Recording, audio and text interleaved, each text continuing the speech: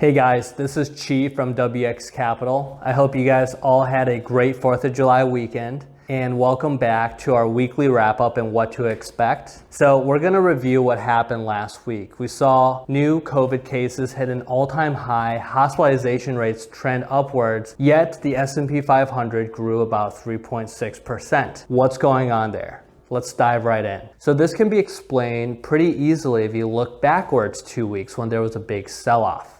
The sell-off was due to investors really concerned about near-term impacts of COVID.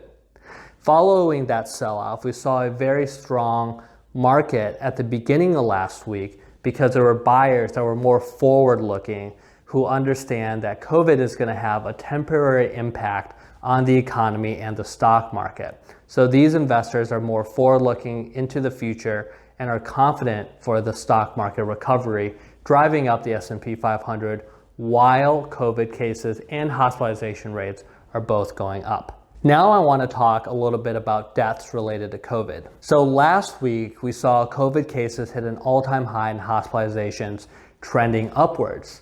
However, deaths maintained their downward trend. Now, why is this? It can be explained pretty easily because the median age of a COVID patient has dropped from about 50 to 30.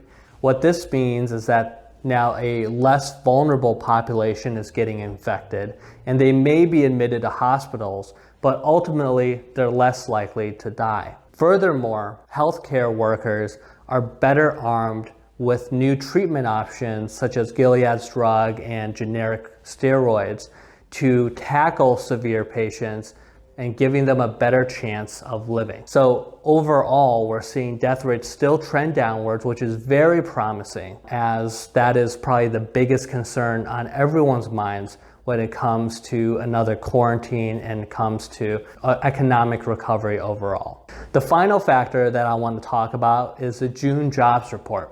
So on Thursday, the government released the June jobs report, which indicated 4.8 million jobs were created in June, decreasing the unemployment rate to 11.1%. Now, this jobs report actually beat expectations as economists thought that only about 2.9 million jobs would be created and the unemployment rate to hit 12.4%. So this is a positive indicator that the economy is coming back to life slowly but surely. While there are some people that are concerned that if COVID cases continue to rise, the economy may not be able to grow at this pace. But nevertheless, this is a positive indicator that came towards the end of the week and may continue driving the market forward at the beginning of next week. In conclusion, we believe that there's going to be about 1 to 2 more months of volatility left in the markets. A lot of this is due to the push and pull of the news that's being released. For example, the jobs report as well as the declining death rates is a real boon for the economy and the stock markets. However, then you see these rising cases of COVID and hospitalization rates that's really pulling back the stock market. So that's why we're seeing this kangaroo trend in the markets and the volatility that's probably going to maintain until we have better understanding of where we stand in terms of COVID deaths. So overall, we've maintained a healthy position in biotech stocks because those are naturally hedged against COVID impact. And we believe that over the long term, the market is going to recover as we get a better grasp on COVID, reducing cases, and getting our economy back on track.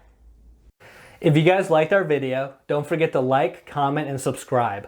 Also, check out our website at www.wx.capital.